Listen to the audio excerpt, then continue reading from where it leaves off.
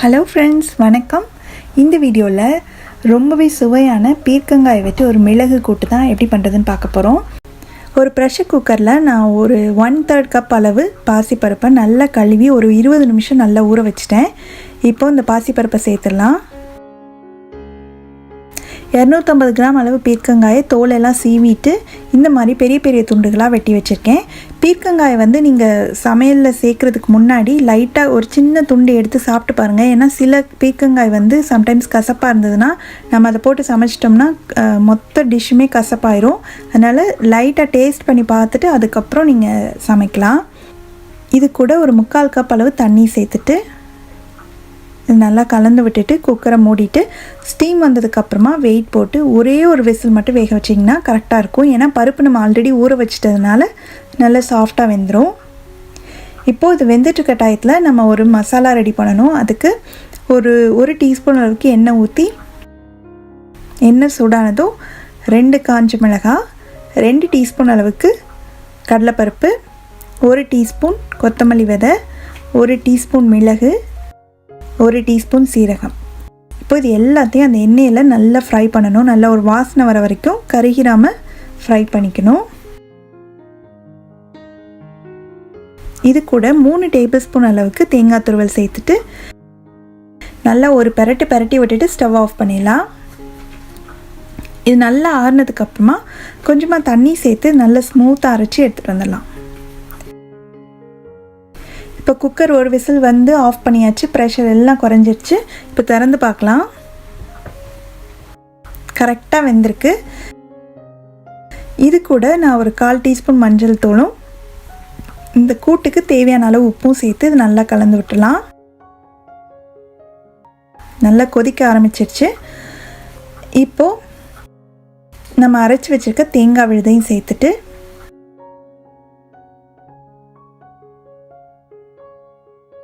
நல்லா கலந்து விட்டு ஒரு 2 நிமிஷம் மட்டும் இருந்தால் போதும். தேங்காய் விழுது சேர்த்து ரொம்ப நேரம் கொதிக்க வைக்க தேவையில்லை. 2 நிமிஷம் பக்கம் கொதிச்சிருச்சு. இப்போது தாளிப்பு சேர்த்துடலாம். அதுக்கு 1 டேபிள் ஸ்பூன் அளவுக்கு எண்ணெய் ஊற்றி எண்ணெய் சூடானதுக்கப்புறமா 1/2 டீஸ்பூன் கடுகு நல்லா பொரிஞ்சதும் கொஞ்சமாக கருவேப்பிலை, ஒரு 1/4 டீஸ்பூன் பெருங்காயத்தூள். அவ்வளோதான். இந்த தாளிப்பை நம்ம பருப்பு அந்த காய் இது இருக்கு இல்லையா, அதில் சேர்த்து நல்லா கலந்து விட்டுலாம். அவ்வளோதான். ரொம்பவே சுவையான ரொம்ப சத்தான பீர்க்கங்காய் மிளகு கூட்டு ரெடி ஆயிடுச்சு.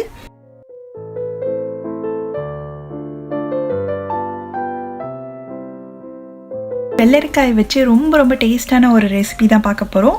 வெள்ளரிக்காய் மோர் கூட்டு. நான் நல்ல ஒரு பெரிய வெள்ளரிக்காய் எடுத்திருக்கேன். ஃபஸ்ட்டு இதோட தோலை சீவி எடுத்துடலாம். அதுக்கப்புறம் 2 நுனி பகுதியும் கட் பண்ணிவிட்டு கொஞ்சமாக ஒரு சின்ன பீஸ் மட்டும் எடுத்து டேஸ்ட் பண்ணி பார்த்துருங்க. ஏன்னா சம்டைம்ஸ் ரொம்ப ரேராக சில வெள்ளரிக்காய் கொஞ்சம் கசக்கும். அப்படி இருந்ததுன்னா நம்ம சமைச்சோம்னா அந்த டிஷ்ஷுமே கசப்பாயிரும். அதனால் டேஸ்ட் பண்ணி பார்த்துட்டு சமைக்கிறது பெட்டரு. அதுக்கப்புறம் இதை பாதியாக கட் பண்ணிவிட்டு நடுவில் உள்ள விதைகளையும் நம்ம எடுத்துடலாம். இந்த மாதிரி நீளமாக கட் பண்ணோம்னா அந்த விதையெல்லாம் தனியாக வந்துடும்.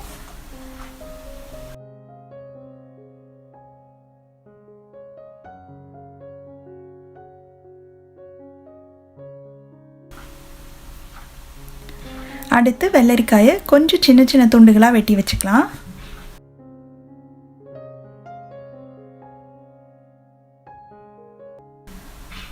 நம்ம கட் பண்ணியிருக்க வெள்ளரிக்காய் எல்லாத்தையும் இந்த பேனில் சேர்த்துட்டு தண்ணி எதுவும் சேர்க்க தேவையில்லை. ஏன்னா வெள்ளரிக்காயிலேயே ஏற்கனவே நிறைய நீர்ச்சத்து இருக்கிறதுனால அந்த தண்ணியே போதும்.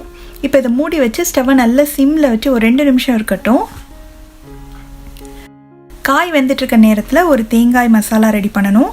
அதுக்கு இந்த மிக்ஸி ஜாரில் 2 பச்சை மிளகாய், ஒரு 1/4 கப் அளவுக்கு இந்த மாதிரி சின்ன துண்டுகளாக வெட்டின தேங்காய், ஒரு 1/2 டீஸ்பூன் சீரகம், இதை கொஞ்சமாக தண்ணி சேர்த்து நல்லா ஸ்மூத்தாக ஓரளவுக்கு லேஸ் கொரப்பாக இருக்கிற மாதிரி அரைச்சிக்கலாம். காய் வெந்துட்டுருக்கும்போது அப்பப்போ திறந்து பார்த்து இந்த மாதிரி கிண்டி விட்டுக்கணும். ரொம்ப சாஃப்டாகிற வரைக்கும் நம்ம வேக வைக்கணுன்ற அவசியம் கிடையாது. கொஞ்சம் க்ரன்ச்சியாக இருக்கும்போது நம்ம எடுத்துடலாம். அப்போ தான் இது சாப்பிட்றதுக்கு ரொம்ப நல்லாயிருக்கும். இப்போது காய் இன்னும் 2 நிமிஷம் நல்லா வெந்துடுச்சு. இப்போ இதில் வந்து நம்ம அரைச்ச தேங்காய் விழுதை சேர்த்துட்டு அந்த மிக்ஸி ஜாரை லைட்டாக கழுவிட்டு அந்த தண்ணி ஒரு 2-3 டேபிள் ஸ்பூன் இருக்கும், அதையும் சேர்த்துடலாம். தண்ணி நிறைய சேர்த்துறாதீங்க. இதுக்கு தேவையான அளவு உப்பும் சேர்த்து நல்லா கலந்து விட்டு மறுபடியும் மூடி வச்சு ஒரு 3 நிமிஷம் மட்டும் இருக்கட்டும். இப்போ 3 நிமிஷம் கழித்து எல்லாமே நல்லா ஒன்றா சேர்ந்து வெந்துடுச்சு. ஸ்டவ் ஆஃப் பண்ணிடலாம். நல்லா ஆற வச்சிடணும். ஓரளவுக்கு வந்து லேஸ் வெதுப்பாக ஆற அளவுக்கு இது ஆறிடணும். கொஞ்சம் நல்லா ஆறினதுக்கு அப்புறமா நான் 3 டேபிள் ஸ்பூன் அளவுக்கு நல்லா கெட்டியான தயிர் எடுத்திருக்கேன், அதை சேர்த்துக்கலாம். சேர்த்து நல்லா கலந்து விட்டலாம். தயிர் சேர்த்ததுமே நம்மளுக்கு நல்ல ஒரு கூட்டு கன்சிஸ்டன்சி வந்துடும். நீங்கள் முன்னாடியே நிறைய தண்ணி சேர்த்துட்டிங்கன்னா இப்போ தயிர் சேர்த்ததுமே வந்து ரொம்ப நீர்த்து போன மாதிரி ஆயிரும். அதனால தான் முடிஞ்ச அளவுக்கு தண்ணி ரொம்ப கம்மியாக சேர்த்து தான் இந்த கூட்டு பண்ணணும். இப்போ நல்லா கலந்து விட்டதுக்கப்புறமா இதுக்கு தாளிப்பு போடணும். அதுக்கு ஒரு பேனில் 2 டீஸ்பூன் எண்ணெய் சேர்த்துட்டு எண்ணெய் சூடானதுக்கப்புறமா கொஞ்சமாக ஒரு 7-8 வெந்தயம், ஒரு அரை டீஸ்பூன் கடுகு, 2 காஞ்ச மிளகாய், கொஞ்சமாக கறிவேப்பிலை, ஒரு பிஞ்ச் வந்து பெருங்காயம், இது எல்லாத்தையும் சேர்த்து இதெல்லாம் பொரிஞ்சதும் இந்த தாளிப்பை நம்ம கூட்டில் சேர்த்துட்டு நல்லா கலந்து விட்டுறலாம். பாருங்கள், பார்க்கும்போதே ரொம்ப க்ரீமியாக ரொம்ப வாசனையாக இருக்குது. ரொம்ப சுவையான ரொம்ப சத்தான வெள்ளரிக்காய் மோர் கூட்டு ரெடி ஆயிடுச்சு.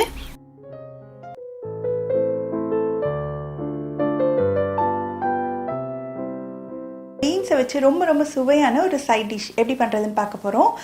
ஒரு 50 கிராம் அளவுக்கு கடலைப்பருப்பை நல்லா கழுவி எடுத்துருக்கேன். இது இந்த ப்ரெஷர் குக்கரில் சேர்த்துட்டு இதுக்கு ஒரு கப் அளவு தண்ணி சேர்த்துட்டு இதை மூடி வச்சிடலாம். ஸ்டீம் வந்ததுக்கப்புறமா வெயிட் போட்டு மீடியம் ஃப்ளேமில் 3 விசில் வேக வச்சோம்னா கரெக்டாக இருக்கும். பருப்பு வந்து ரொம்ப கொலைய வெந்துடக்கூடாது, கரெக்டான அளவுக்கு வேக வைக்கணும். அதுக்கு தகுந்த மாதிரி நீங்கள் கரெக்டாக வேக வச்சு எடுத்துக்கோங்க.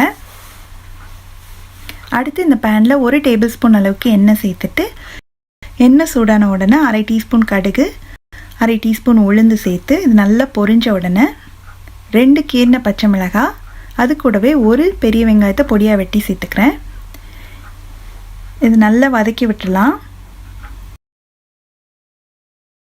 வெங்காயம் ஓரளவுக்கு வதங்கினதுக்கு அப்புறமா 200 கிராம் அளவுக்கு பீன்ஸு இந்த அளவுக்கு சின்ன துண்டுகளாக வெட்டி வச்சுருக்கேன், அதையும் சேர்த்து நல்லா வதக்கிக்கலாம். ஒரு 2 நிமிஷம் நல்லா வதக்கி விட்டுட்டு இப்போது மூடி வச்சுட்டு ஸ்டவ்வை நல்லா சிம்மில் வச்சு ஒரு 3லேருந்து 5 நிமிஷம் இந்த பீன்ஸ் நல்லா வேகட்டும். இப்போது 5 நிமிஷம் பக்கமாக நல்லா வெந்துட்டுருக்கு. இடையில வந்து ஓப்பன் பண்ணி கிளறி விட்டுக்கோங்க. பீன்ஸ் வந்து 3/4 வெந்துருச்சு. இப்போது இதில் ஒரு 1/4 டீஸ்பூன் மஞ்சள் தூளும் இதுக்கு தேவையான அளவு உப்பும் சேர்த்து நல்லா கலந்து விட்டு ஒரு 1லேருந்து 2 நிமிஷம் இருந்ததுன்னா பீன்ஸ் நல்லா கரெக்டாக வெந்துடும்.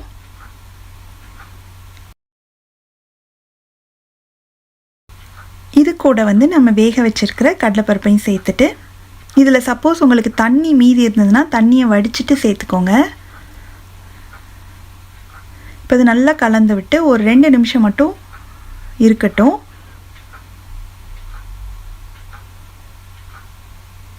இப்போ பீன்ஸும் கடலைப்பருப்பும் சேர்த்து ஒரு 2 நிமிஷமாக நல்லா வதக்கி விட்டாச்சு. கடைசியில் இதில் ஒரு 1/4 டீஸ்பூன் சீரகம், 2 டேபிள் ஸ்பூன் தேங்காய் துருவலும் கொஞ்சமாக பொடியாக நறுக்கின கொத்தமல்லி இலையும் சேர்த்துட்டு இது நல்லா கலந்து விட்டுட்டு ஸ்டவ் ஆஃப் பண்ணிடலாம். அவ்வளோதான், ரொம்ப சுவையான பீன்ஸ் கடலைப்பருப்பு பொரியல் ரெடி ஆயிடுச்சு.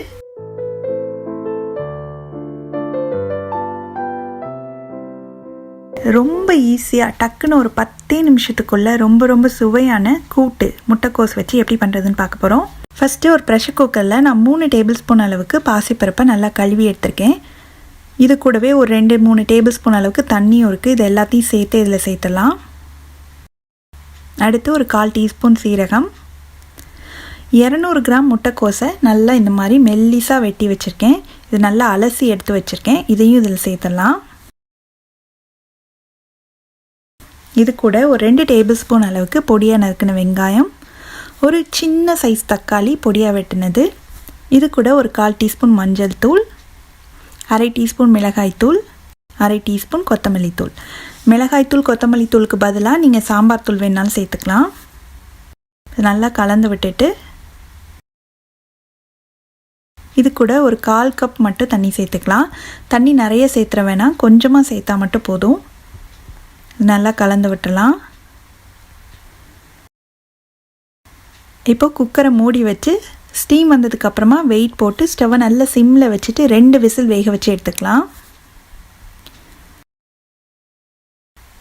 இப்போது ப்ரெஷர் எல்லாமே ரிலீஸ் ஆயிடுச்சு. திறந்து பார்க்கலாம். காயும் பருப்பும் கரெக்டாக வெந்திருக்கு. இப்போ மறுபடியும் ஸ்டவ் ஆன் பண்ணி இதுக்கு தேவையான அளவு உப்பு சேர்த்துடலாம். நல்லா கலந்து விட்டுட்டு ஒரு 2 நிமிஷம் மட்டும் ஸ்டவ்லேயே இருக்கட்டும். இந்த கன்சிஸ்டன்சியில் இருக்குது. இப்போ இது கொஞ்சம் ஆறுனதுக்கப்புறமா இன்னுமே கொஞ்சம் கெட்டியாகும். இந்த கூட்டு வந்து சப்பாத்திக்கு சைடிஷ்ஷாக வச்சுக்கிறதுக்கும் ரொம்ப நல்லாயிருக்கும். சாதத்துக்கும் சைடிஷ்ஷாக வச்சுக்கலாம். இல்லை சாதத்தில் போட்டு கொஞ்சமாக நெய் விட்டு பிசைஞ்சு சாப்பிட்டாலும் ரொம்ப ரொம்ப டேஸ்ட்டாக இருக்கும். இப்போது கூட்டு ரெடி ஆயிடுச்சு. இதுக்கு தாளிப்பு போட்டலாம். இந்த பேனில் ஒரு 2 டீஸ்பூன் எண்ணெய் ஊற்றிட்டு எண்ணெய் சூடானதுக்கப்புறமா நான் கொஞ்சமாக தாளிப்பு வடகம் சேர்க்குறேன். இதுக்கு பதிலாக நீங்கள் ஒரு 1/2 டீஸ்பூன் கடுகு உளுந்தும் சேர்த்துக்கலாம். இது நல்லா பொரிஞ்சதுக்கப்புறம் கொஞ்சமாக கறிவேப்பிலை, ஒரு 2 பிஞ்ச் அளவுக்கு பெருங்காயத்தூள் இதெல்லாம் சேர்த்துட்டு இந்த தாளிப்பை கூட்டில் சேர்த்துலாம். நல்லா கலந்து விட்டுங்க. அவ்வளோதான். ரொம்ப ரொம்ப ஈஸியாக பண்ணக்கூடிய ரொம்பவே சுவையான முட்டைக்கோஸ் கூட்டு ரெடி ஆயிடுச்சு.